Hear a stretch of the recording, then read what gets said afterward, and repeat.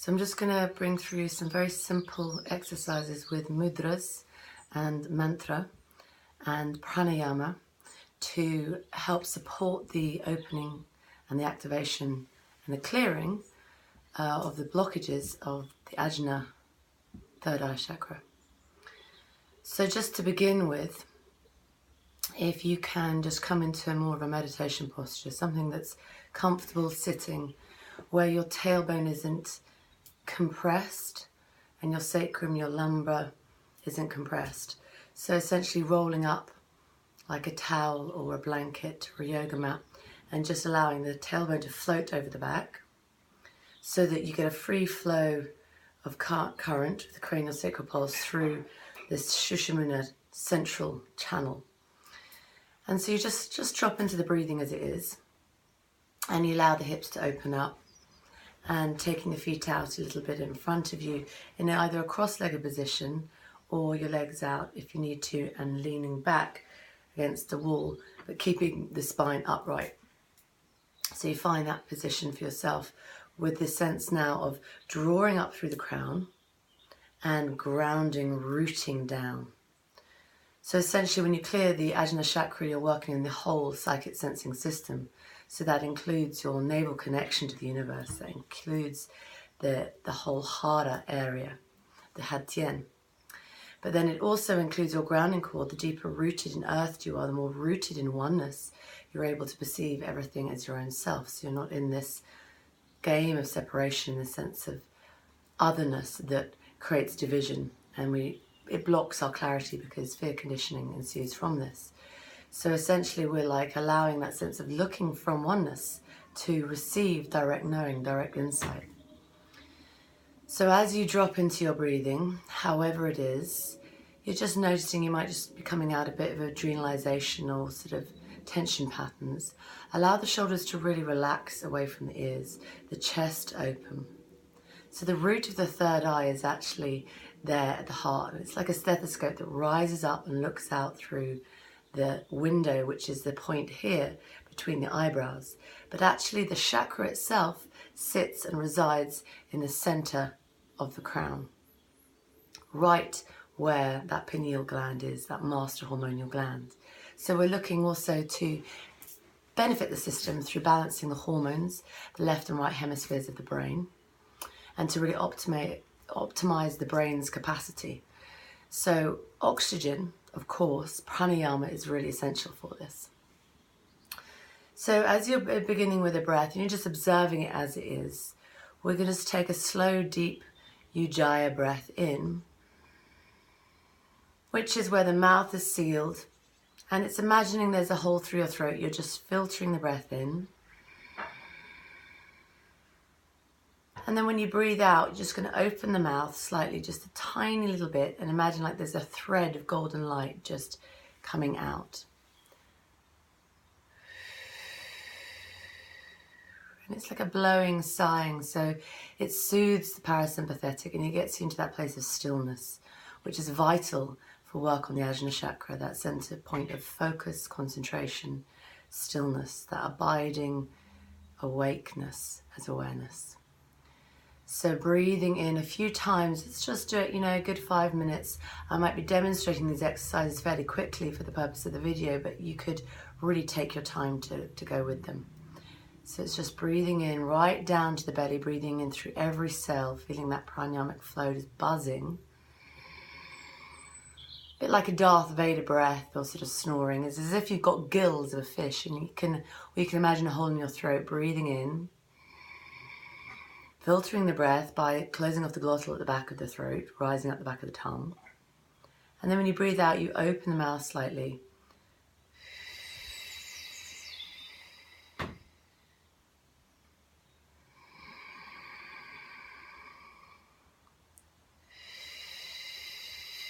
So this has a really deep, nurturing, calming effect on the system. It helps you come out of, mental agitation or stress patterns. It has a way to bring you out of sort of adrenalization and the fight-flight modes of being. The fight, flight, freeze modes of being. So actually getting you in touch with this vagus nerve, the parasympathetic nervous system, in that sense of like deep rest, digest, calm coming through. So once you feel like you've arrived at that place, then we can move into working with the mudra itself. So I'm just going to try and demonstrate. So first of all, it's like we're making a heart, and the root of the third eye is here at the heart. And then essentially you can just allow the fingers to go down, all the fingers to curl down. So like we're making a heart first of all, and then just bring up the middle fingers. So we just make a full heart and then just bring up the middle fingers. So it sort of looks like that from this angle. And you allow the knuckles to rest on each other. So it's like we're building a temple, which is the channel to open to the cosmic intelligence, to download wisdom. And yet all of that was received like the Holy Grail, received in the receptacle at the heart. So if you can just sit there here at the third eye, great. But it might feel like you're putting too much strain in your jaw or your neck and your shoulders, which really need to open for the third eye pathways. So you might just want to find a place where you turn it and you relax it into your lap. But see if it feels okay to begin with, just to sort of press onto here in the third eye, like you're looking through this open, clear window with a new perspective. And then with this mudra, it's powerful to use Nada Yoga. So we're going to use the sound toning, healing therapy aspect, but also the mantra, which is really a sort of the seed sound mantra of the Ajna is just NNG, like and it's more for the vibrational resonance, to feel that resonance in the skull and the brain, that reverberation, rather than it sounding pretty or sounding nice.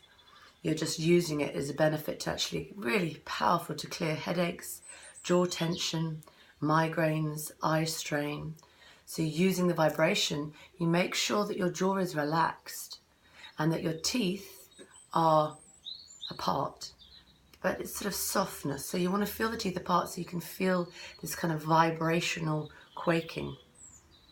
So you can actually use it like an internal massage. Good also if you've got toothache as well. So of course the Ajna chakra rules over the whole sinus areas. So this is quite a powerful one for clearing the sinuses. But just to mention now, before we go into using the sound, that these points here are very powerful for insomnia, very powerful for clearing some of the water elements high in the body. But it's really good for the Ajna chakra itself. So you could just pinch here, and then also here on the stomach points, which help flush the sinuses if they get congested. That's usually where energy is backing up and we're not earthing and grounding. So these 2 points here are acupressure points that become allies in helping the whole third eye chakra system and the organs it rules over and the systems it rules over to clear. So you can just press quite firmly here, and you can press quite firmly here. And what can be really nice as well is that to place the heels of your hands, now let's say you're in a bath or you at least got warm hands, then you can just place the heels of the hands into the eye sockets and maybe rest them on a table or in front of you or on a cushion, and just let the palms and the heel of the palm just meld into the eye socket and sink. And that can be really helpful for eye strain, which is of course also to do with the Ajna chakra. And you'd give it a good few moments just to really like feel that melding of the heel of the hand and the eye socket. And it can take away a lot that sort of over eye strain, which comes from a lot of computer stress. Especially if you know you are someone who frowns and brings this kind of tension here. You're straining. So this is also a major acupressure point where you could use your thumb, press in and lift up. Just do it for a few moments. This is sort of really helpful for the pituitary gland itself to be activated. Again, hormonal balance, good if we're having sleep problems, which, when we're not creating melatonin or we're not creating serotonin, which can result with hormonal imbalance and things like depression. So we're going to come to that with the asanas to help cure some of that with inversions. So once those simple sort of acupressure points have been opened, then we can actually use the mudra and the mantra to awaken the third eye. So if you put your attention right into the center of your brain. So if it feels really hard to feel the center of your brain, then just start again with that acupressure point and firmly engage here so that you can actually feel that window, and then see if you can drop in consciousness deeper into the center. And then coming into that mudra, so we start with making the heart, and then the middle finger comes up like the temple spire. And we can rest that, if we wish, at the heart, but draw the shoulders down. Or we can place it in the lap. And then simply with the softness of the tongue, softness of the jaw, teeth apart, mouth closed.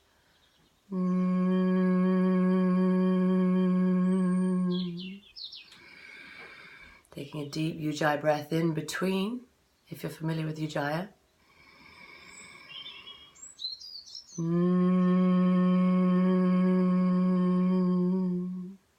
The mouth remains softly sealed, but the teeth are apart. You should feel a sort of reverberation in your skull, ideally. The tongue is gently resting at the top of the mouth, so it opens up the glottal. It's also opening up the energy gateway here through to the parasympathetic and the cave of Brahman, the base of the occipital ridge here. So you don't want to be biting your tongue or keeping it down. You need to let it gently rise up to the roof of the mouth. And it might even be a bit ticklish as you just sort of like feel its lightness on the roof of the mouth. So that particular exercise, you want to try for a good 10 minutes, especially if there's any kind of mental tension, stress, eye strain, headache going on. It's a very powerful internal massage to work with that. So that's the first one with the mudra. The next one that I'm going to show you is the Brahmi breath work with mudra as well. This time, slightly different, it's thumbs up, and we're going to put the thumbs into the ears, but don't do just yet so you can hear what I'm saying. So essentially this becomes like a biofeedback loop. When we put our thumbs into our ears, we're creating a circuit of energy, so energy isn't leaking out. Really important for the third eye, because we can get real burnouts with third eye stuff. We can get a lot of mental strain and stress and anxiety and severe conditioning go on with it when it's overworked and sort of burnt out. So essentially with that, we're trying to just enter that phase of pratyahara where we draw all the senses back into their own source. So instead of going out with the mind, out with the senses, coming back in, closing your eyes. That's why it's really optimal to do this exercise in a darkened room. And you can actually do this one with your eyes closed or a blindfold, because the darkness therapy helps awaken the melatonin, the spirit molecules, and eventually if we did it for long periods of meditation, you'd awaken the DMT, the cosmic intelligence, which is usually only released in the point of death or when we go into deep states of meditation and divine union. So essentially, taking the thumbs, if it's uncomfortable, you could use any one of the other fingers. The thumbs also are the lung points as well, so we're on the lung meridian lines on the thumbs, so it actually helps open the breathing and the breath work. So Brahmi translates as bee. So it's like the bee is the symbol of wisdom, but it also represents the mind, the busy bee, and we're just calming it. We're bringing it into focus, like to really make the honey, the nectar, the ambrosial nectar, which is the amrita in the brain, which is that sort of divine elixir, whole other story. But essentially you're awakening the dormant parts of the brain and the kind of parts of the brain that aren't to do with survival, fight, flight, freeze, the reptilian cerebral parts of the brain.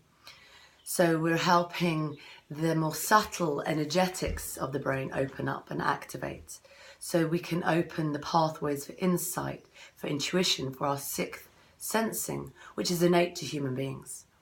So when we do this, let it be relaxed again, the jaw is relaxed. Thumbs will be completely sealed, so you can't hear anything. Your hands just resting here. And plug them in so you actually feel your journey inside, like sound is cut off. The shoulders still need to be relaxed. We don't want to be bunched up here. And let the hands just rest to gentle, like a cranial hold on your head. So we're taking a deep Ujjayi breath in. And then you can have your eyes closed. And we allow the humming of the bee to buzz on the exhale.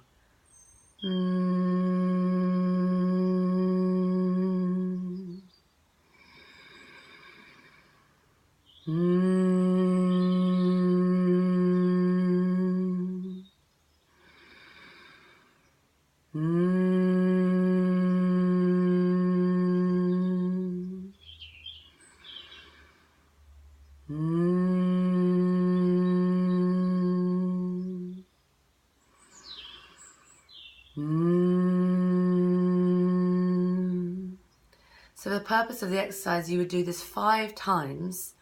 Pause, bring in Jalandhara Bandha, which is the chin comes to the chest, the tongue to the roof of the mouth,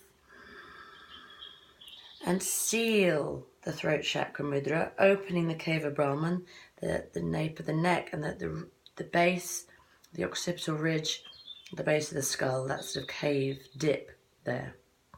So you're opening it there, sealing, holding the breath in, and engaging Mula Bandha. Because for the third eye to really open, we need the entire pathway in its root. Think of it like a lotus that has its roots in the mud, deep, deep in the earth. And then it rises up. So that trajectory of the Kundalini channel needs to actually be deeply earthed and rooted for the vital life force to flow. So if you can engage Mula Bandha, that is the perineum seal. So it's the muscle between the anus and the genitals. You feel that engagement lifting. Hold it like you can see my fist is demonstrating. At the same time that you're holding the breath, this is the word for kumbhaka. Kumbhaka is that breath retention. Chin is at the chest. Tongue is at the roof of the mouth. The breath is held in. Still the fist represents the Mula Bandha is still engaged.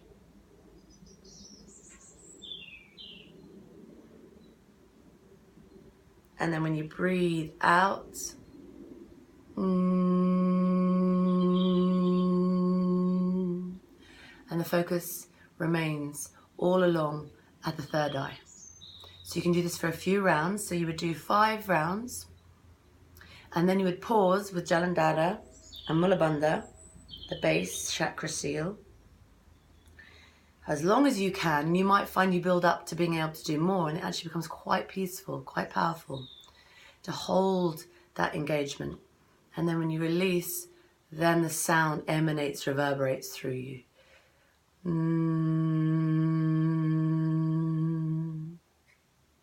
when you release, of course, you bring your chin up, neutral, parallel to the ground. So you can try this for, a good 10 minutes practice. So from the Brahmi, which is said to actually really help heal the nervous system, but also repair tissue after surgery. It has all kind of benefits to harmonize the left and the right hemispheres of the brain. But if you think of it like a sort of internal massage with that vibration of the bee, it's sort of eliminating congestion or blockage. It's awakening areas of unconsciousness. So you'll have, a unique experience with that. So it's really good to just drop into silent meditation, just observe the currents, the flows, the subtle pathways opening, feeling how it actually benefits you while you're in feeling the effect of that meditation. So from here, we're going to just help the pathways of the Ida and Pingali, the masculine and the feminine pathways, to open fully, to clear through. And we do this through the nostril pathways that key into the left and right hemispheres of the brain. This is particularly good for mental or sort of learning difficulties, anything like dyslexia, autism, and we're working with optimizing the left and right hemisphere of the brain. So the sort of creative, intuitive, receptive, and the active intelligence, logic, reasoning, which we want to have balanced within the psyche. So alternate nostril breathing, Nada Shodhana. You can start with this Vishnu mudra, where you just rest these middle fingers on the mound of Venus and the root of the thumb. And we're going to start with sealing the right nostril. sealing it with the thumb.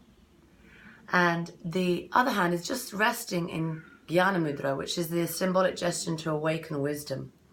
It is the symbol of, like, the little self and the big self is actually one root, that you are the divine, not separate from it. And that's the ultimate awakening of wisdom, the realizing of our fundamental oneness. So you allow that to just rest, palm up on your knees, while we're using the mudra to go into this alternate nostril breathing. So sealing the right, we can do this in real time together. Take an inhale. Eyes closed, but you're still fixed here into the third eye. What some of us like to do, and if it feels too much, don't worry about it, but is use that acupressure point. It's almost, helpful to have a little pressure there. But it's also the mama point. So if you can drop your focus into the center of the brain, literally activating, awakening, feeling that light growing in the center of the brain, the Ajna chakra. Inhale through the left nostril, right down to the belly, keep going. Seal that left nostril, both are closed, and release out through the right. Mouth is sealed, it's coming out through the nostril, all the way out. And the simple version of this is to then just breathe in again. Seal the right nostril, both are sealed. Focus is at the Ajna, and breathe out through the left. And then again, breathing in through the left. Deep breath, filling up that light, that prana through the whole central channel, through the whole energy system. When you can't take any more breath, seal the left side and breathe out through the right. And then again, inhale through the right. Clearing, even if there's congestion or you need to blow your nose or you need to cough, let that clearing happen as well. And then you reside back into that sinking harmony, harmonizing the masculine, the feminine, and those channels that key up and interweave, meeting at the head of the caduceus at the third eye. So you would continue that for a good sort of 5 minutes, never doing this lying down, always sitting up. And you could always pause in between if you feel that perhaps you're getting a bit dizzy, or you're initiating a clearing, the sinuses or the nostrils need to be unblocked and you need to blow your nose. Work with that as a cleansing practice. So that's the Kriya aspect of it, so that those channels can unblock, which will also help optimize your sleep and going into delta brainwaves. Because if these channels are blocked, we get very shallow adrenalized sleep because we're not optimally deeper breathing in our resting breath. So we're creating a kind of panic breath which adrenalizes the system. And obviously when we're starved of oxygen in that way, we send off all the adrenal signals. So essentially you want to get your breathing really deep and slow when you're naturally in a resting breath, and especially before you go to sleep. So important that these channels do clear for that to happen. And then once you go into delta brainwaves, that's where all the organs can really reset and you can go into deep rejuvenation and repair. And ultimately, the strain patterns, the stress patterns of the body can be rectified and cleared. So breathing is so important for this, and we often don't realize that we're often just breathing out in and out through one nostril or the other. So not to worry about this if you notice that at first, but just to see if it can be invited in to open both channels, even if we're feeling it's quite blocked. If it's completely blocked and you can't breathe, of course you can't do this exercise. You more need to do neti, which is another powerful practice to try when you want to clear the sinuses, clear the brain, clear the eyes, clear the ear canals, clear the glands that connect into this, and the whole third eye Ajna chakra system. So that will be like a teaspoon in purified water of salt that dissolves enough that it's not too much. And then with body temperature, it's very powerful to use those little neti pots which have a long nose sort of on it, and then you can get your head right down and pour all the way through one nostril until it starts to sort of drip out through the left and then we can turn the other way. It's really important, the head position though. We often don't realise that we have to really lean forward and turn the head completely to the side so that all of it can empty out. Otherwise we'll find it emptying out through the course of the day when we put our head back upright. So that's a practice I would really suggest if you haven't got into that, just cleansing through the neti, to use the salt water to clear the sinuses and the nasal passages. So from this alternate nostril breathing, you give yourself a real time to just drop into the trance-like state of it as well as you swap from side to side. And remember, using the middle finger if you need that acupressure point stimulated. And if you really want to deepen it, you can pause with the breath retention, the kumbhaka, in between breathing back in again. So, for example, you're breathing in through your left, pause, breathe out, seal the right nostril, pause, breathe in, seal the right nostril, pause, breathe out. So that's using kumbhaka, and the benefit of that is that real optimum oxygenation. But it might feel too strong a practice to do straight away. So you just think of that the second phase when it's, you feel ready for it. So from there, we're going to drop into the attention focus on the third eye, coming back to that sound healing.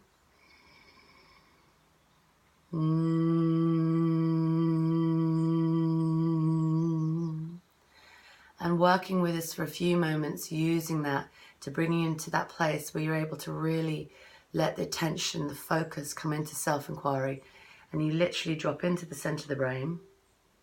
So Shiva is the deity, you could say, of the third eye, deity of yoga, representing absolute awareness, that pure witnessing, sakshabhava. Sakshabhava is that ability to sort of drop into awareness, into witnessing, and observe the patterns, observe the play of life from this fundamental absolute awareness of yourself as the all, and then just enjoying the characters, the plays, the diversity that comes forth.